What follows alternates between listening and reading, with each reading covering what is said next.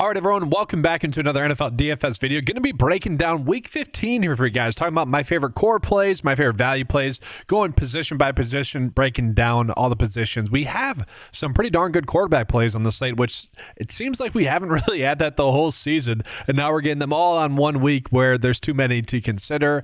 It's going to be a receiver top-heavy type slate, so we'll break down some running back values that we can get to as well. I'll give you guys a first look build, but first, we're going to go ahead and get into a quick recap from last week. Last week continued a hot streak that we're on. Let's go ahead and recap it. So, guys, we kept it simple at the quarterback position. Josh Allen, Jordan Love, and Jacoby Brissett as the top 3 quarterbacks on the slate. They obviously all came through. Josh Allen was the one that broke the slate. Jordan Love did what he has continued to do, look like a stud, absolute stud. Kind of sucked that the weather was a little bit cold there. We probably would have been on him more. And then I did mention that I really like going out of my way to target some values that were going to be lower owned. Tyler Shaw, JJ McCarthy, and Trevor Lawrence. And those all came through for us. Even nailed the Dalton Kincaid with Josh Allen stack, Love with Watson stack. Shaw ended up rushing the football a little bit too much there. And freaking JJ McCarthy threw it to his tight ends a little bit too much there. Kind of, oh, well, can't control that. Obviously, the Tyrod, Mechie, and Mitchell stack that I also mentioned did not work out because, well, Tyrod got injured. Can't really control that there. And then, guys, getting to the running backs, we had 3 kind of simple, easy running back plays. They were chalk for a reason. They were good chalk. But I did mention, I'm like, man, this does feel like the first true slate in which we have some very good pivots and some levered spots. So I mentioned Chase Brown, Bucky Irving, Kyron Williams, Devin Neal, and the only play that did not work out for us in regards to gaining leverage was Michael Carter, although he did still play in 53% of the snaps. So I will still take that at 4.4. So very good stuff there. Receiver wise, I did mention we only had like 1 player that was going out of my way to target. That was Devon Valet, 3.7. Only ended up with 7 DFS points again because freaking Tyler Shaw just decided to be a stud and rush the football in for 2 touchdowns, but still 7 points at 3.7. I would take that. I'm fine with that. But it was kind of a straightforward week, guys. Look at the receivers I was on for you guys. So Michael Wilson, obviously the easy play, trying to be overweight in the field. Now, this was before we got the update for his ownership. He ended up being extreme chalk. And then Jacoby Myers, Christian Watson. So this easily set you up very well. Slight miss with Terry. Cortland Sutton was fine. Chris Godwin looked good. DJ Moore was a big bust. Mitchell was a big bust. Metcalf went off. Addison, not so good. Mechie, not so good. Now, those were the players I was going on my way to target. Obviously, we were targeting other players, so like JSN, Puka were core plays. Michael Wilson, Jacoby Myers, Watson, McLaurin, Sutton, Godwin, Chase. We would take that, right? And then, yeah, this is probably where we missed the most, the mid-exposure plays.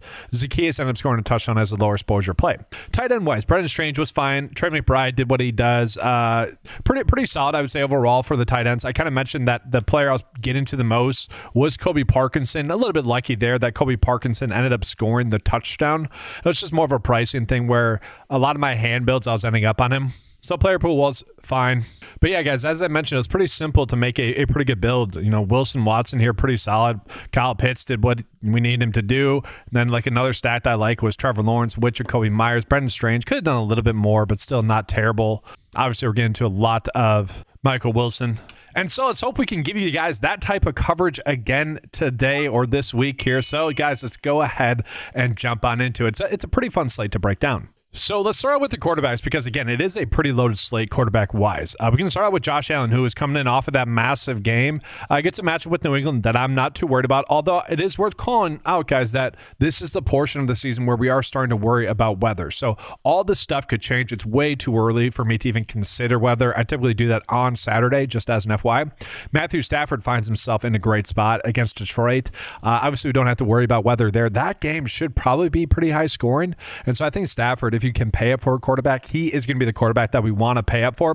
You got Joe Burrow in a very good spot there going against the Baltimore Ravens. Now, last time out against the Ravens, only 19.2 DFS points. And I say only, like they kind of blew out the Ravens. Would kind of expect this to be a closer game with the Ravens really needing to have a good game. And I will say, guys, Lamar Jackson finally looked pretty decent against the Pittsburgh Steelers, rushing in for a touchdown. He's a little bit risky given the fact that he hasn't really looked all that good thus far this year, but he finally showed us the Lamar Jackson that we are used to seeing typically. And so at 6.4, he is certainly going to be in play. We go down a little bit. We got Brock Purdy in a pretty interesting matchup against the Tennessee Titans. Like, guys, Shedeur Sanders just went off against the Tennessee Titans. I know some people are trying to overhype Shedeur Sanders. He's a fun player to cheer for. I get that. But he hasn't really looked good up until last week. And I haven't watched the film last week, so I'll see. But, it was a little bit rough for some of the games. And so the fact that he has did that, again, without watching film, that makes me really like Brock Purdy in this spot at this 6.2 price tag. And so he's appealing. Now, that being said, guys, Shedeur Sanders coming in off of that pretty darn good game is going to be priced at 4.7 going against the Chicago Bears. Weather permitting, this could end up being a good spot for Sanders as well. And we really don't need that much out of him. So he is someone that could be appealing. But then we have Jackson Dart in a pretty good spot here against the Washington Commanders, a team that just got beat pretty badly by JJ 9 McCarthy, who obviously had been being made fun of a decent amount there because while his quarterback play was pretty terrible, okay? You would give it a 9 out of 100, if you will. Pretty bad stuff there for JJ, but the fact that he went off against them really gets me encouraged about Dart. But in that exact same game, and I think this is kind of the first play, is probably Marcus Mariota. Now, I might have a hot take here for you guys. I don't think it necessarily is. He has played better than Jaden Daniels has this season. I don't want to sugarcoat it. I've been playing around with this. You guys have heard me talk about it. Like, Marcus Mariota has looked really good. And like even last week I was saying, I don't really see Jaden Daniels playing better than Mariota. If he can just play the same as Mariota, like that's appealing. And so that's more of a two-way kind of statement where like Daniels has certainly regressed, but you could argue that's just simply due to injuries, which yes. Okay. But Mariota has looked better than people have like really given him credit for. That happened in Atlanta too. Like it's weird kind of the lag. I know he's not elite or anything like that, but like he has played better than people really give him credit for. And so we get him in a pretty darn good matchup here against the Giants. That's extremely appealing for me at a 5K price tag. He's the player I'm starting with, and maybe we change. Zach Ertz is out. Maybe that hurts him. Obviously, that team just got crushed against the Vikings. We don't necessarily like that, but I do think that 5K price tag is extremely appealing to me. And then one other value that we have to call, I mentioned, guys, way too many quarterback plays on the slate. Kenny Pickett could end up starting. And this is one of those things where, why did it take so long for the Raiders to switch to Kenny Pickett? Like, Geno has looked bad for quite some time. Sure, you could blame the offensive line. Sure, you could blame Brock Bowers being injured, Jacoby Myers being gone. But at the end of the day, you should have just at least kind of look at Kenny Pickett. And now we get him at 4.2 against his former team, maybe a little bit of a revenge game narrative. And so somewhat appealing at 4.5. So guys, again, way too many quarterback plays on the slate. Where has this slate been for quarterbacks really this whole year? It's pretty crazy. But that being said, thankfully, I think we're getting some pretty good running back values, and we don't necessarily have to pay up for the running backs. And so I do think that makes the slate a little bit easier. So with that, let's go ahead and get on into those running back plays, guys. And so I'm not even going to touch on the high-end running backs, guys. Maybe if we have some salary, we can afford to pay up for them. But all the top-end running backs get difficult matchups. And so it does kind of feel like the ideal week to go in on some of these lower-priced running back plays that really shouldn't be this cheap. RJ Harvey is a running back that does get a tough matchup that is cheap enough. Like going against the Green Bay Packers, we don't necessarily love it. But that being said, the Bears were able to rush the football against the Packers a decent amount. And so I do think Sean Payne's going to be able to see that and maybe be able to use it to his advantage. But really what's worth calling out is that RJ Harvey ended up playing in over 60% of the snaps last week, which is huge because he had not been getting over 50%. Okay. Now, neither was like J.K. Dobbins. And so RJ Harvey ended up getting, over 20 opportunities in that game. And yes, it was, I don't want to say like an easy matchup because it wasn't, but they were able to take advantage of that matchup and they were playing with the lead. Like it was definitely a game where you would try to run the running back more. And we do have to worry about weather, sure, but he's kind of appealing at that price tag. I don't even know if we have to get there, though, because we are getting some decent other running back plays. So Woody Marks, a player I've hyped up a decent amount. I hyped him up for that KC game as well, guys. Some people might have been surprised by the workload. I mean, again, 87% of the work was a little bit more than what we were expecting. We were expecting about 70% of the work, but obviously 26 carries in that game. 3 receptions, was able to score a touchdown for us. Obviously, we like that. Gets a very good matchup, though, here now going against the Arizona Cardinals, where I'm sure they're going to be favorites in this game. So he is pretty darn appealing at that 5.6 price tag. I don't think he would be priced that low had the salaries come out a little bit earlier. Then Devin Neal, guys. Now, we do need to give get news on Alvin Kamara. If Alvin Kamara is going to be active, we might not be looking at Devin Neal, but Devin Neal ended up playing in 73% of the snaps last week, which was down a little bit from the previous week, but he was able to add a rushing touchdown there. What I don't like is kind of his lack of passing game usage. Now against Carolina, they have struggled against opposing running backs. In the Week 10 game, Devin Neal actually had a decent game while splitting work with Alvin Kamara. So as it sits right now, I'm kind of assuming that Kamara is going to sit. If he plays, then we might have to make an adjustment. But for now, we're going to go ahead and put Devin Neal in there. And then I also don't mind the idea of getting to Chris Rodriguez as a value. So Chris Rodriguez has been the RB1 for the Washington Commanders. I thought he looked pretty solid overall last week, guys. 10 carries, 52 yards, no catches. We don't love that. And that's obviously what we don't like about Chris Rodriguez. He's a little bit touchdown dependent, but going against the Giants, you do tend to attack them with a running back as well. And so Chris Rodriguez, who only played 42% of the snaps, like we don't like that. I get that. But he should be the lead running back, assuming that this game stays somewhat close. Now, that was the expectation against the Vikings, and the Vikings just blew them out, and so we didn't get that much of Chris Rodriguez. That's really the play here, is kind of just betting on the Commanders to be able to keep the game close. Now, losing Jaden Daniels, losing Zach Ertz, that's really deflating, and so it's like the game was already out of hand at that point as well, but like it's no surprise that they really just did not have anything going, especially after those injuries. And then one other kind of interesting play, guys, value-wise, is going to be in regards to whether or not Keaton Mitchell ends up sitting. Now, if he actually ends up playing, he's a little bit interesting in this game. That could end up being a little bit of a shootout. He ended up getting 11 DFS points in the last game against Cincinnati. Now, yes, that was a lot due to him scoring a touchdown. If he ends up sitting, we are getting Alley at the min-price running back play. Now, I'm not saying we need to get here at all, but he did end up playing in 32% of the snaps. So if Keaton Mitchell sits, and maybe this is a game where the Bengals are playing with the lead, then we might see 40% of Alley, and he could get some catches out of the backfield, because we know game script wise, if the Ravens are playing from behind, we're not going to see that much of Derrick Henry.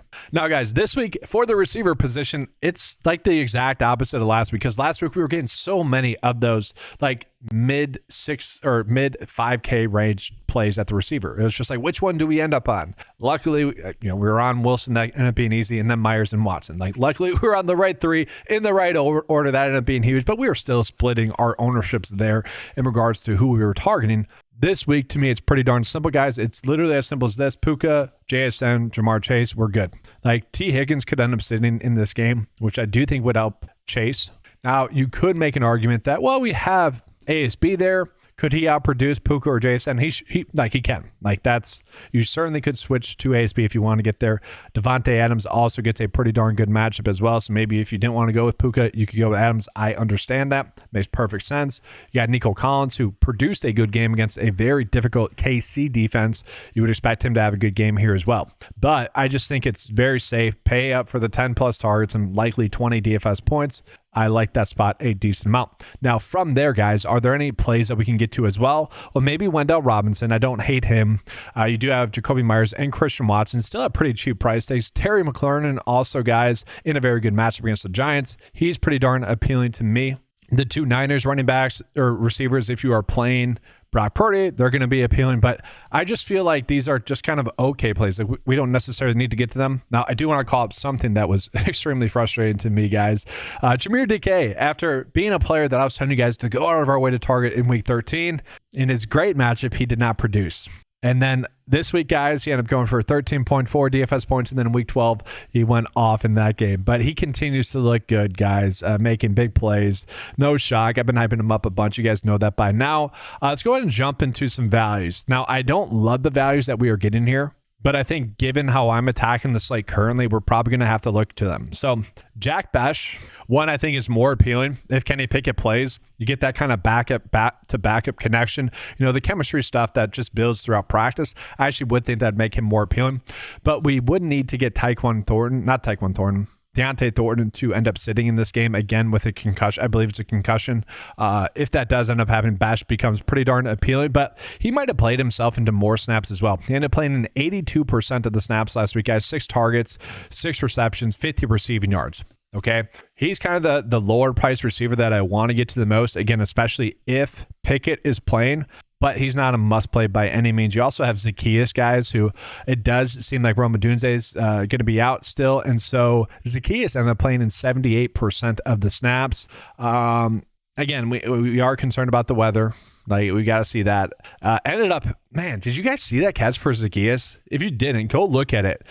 Caleb Williams puts a throw very tight that I don't want to say should have been picked. Keyshawn Nixon is going for the pick there. If he just tries to knock it down, he does knock it down. Good. I can't complain about the ball. It freaking ended up working out. That catch, though, oh my goodness, guys. Like, if you haven't played football and haven't caught a pass like that, you don't know how difficult that is with the defender's hands right there, even tipping the ball and changing the trajectory of the ball. Just a phenomenal freaking catch. I was just like in amazement that he was able to do that, especially on the sidelines there in the end zone. Just great catch. He's too cheap, simply put, if he's going to be playing that much now. It's a matchup against Cleveland that we don't like, but Cleveland just got torched by the Tennessee Titans as well. Okay, so we do have to consider that somewhat. And then we go ahead and get on into the tight ends. So I will say, guys, like Trey McBride, Brock Bowers, George Kittle, all pretty darn appealing. Tyler Warren, probably not with the backup quarterbacks in there for Indianapolis. Very unfortunate injury for Daniel Jones. And my best ball drafts, for what that's worth, I had a ton of Daniel Jones. A ton of Daniel Jones on teams that are going to be advancing. That sucks. I basically have a lot of Jordan Love and Bryce Young teams left now because they were the latest quarterbacks there. I typically go with 2 quarterbacks in best ball drafts and 2 tight ends, and I freaking lost Zach Ertz and Tucker Kraft as well. So I probably won't have that many teams advancing out of the first round of the playoffs, although I have a ton of leagues. I'm doubling up right now, so fingers are crossed. Hopefully that ends up working out. But you guys don't care about my best ball drafts. You guys care about the top tight end plays here. And I will say Dalton Kincaid is somewhat appealing. He didn't play over 50% of the snaps, but he is someone that is going to get a decent route share. I am curious to see how many routes he ended up playing. Had 5 targets, 4 receptions, 41 receiving yards, and a TD. That's basically been the role that he's been in. He's a high upside tight end play, and he's someone that did have a very good game against New England earlier on this season. I wouldn't be surprised if that ends up occurring again. The top tight end play that we're probably getting to is going to be Harold Fannin. David Njoku ended up suffering an injury. Kind of unfortunate for him. It was on a play in the end zone. But Fannin ended up with 11 targets, 8 receptions, and a touchdown. I feel like he would just be the pay-up play. He's probably a little bit too cheap as well. That being said, guys, we probably are going to have to find a value tight end. So I do want to call it Colson Loveland. Juwan Johnson, I do like in that kind of under 4K range. But if we're trying to find a tight end that's a value tight end, I'm perfectly happy to get to Gunnar Helm. Now, Gunnar Helm did not have a good game last week, only 2 targets, 1 reception. But he did play in 67% of the snaps, and I continue to be impressed with his abilities. I think he's looked good on film. Gets a okay matchup there against the Niners, a game that you'd think they'd be playing from behind and having to throw the football with. So he's kind of the tight end that I've been trying to get to value-wise if we need to dip that low, and I do think we are going to need to dip that low. So we'll get him in there. And then we have 2.7 left over here for DST. Now, you guys know I typically try to go to the lowest price DST. That's not going to go negative. I think we could go with the Colts. The only issue that I have with the Colts is that the offense is probably going to struggle with Daniel Jones not being there. That could actually leave the defense in some tough positions then. So we actually have a lot of salary left over to upgrade elsewhere.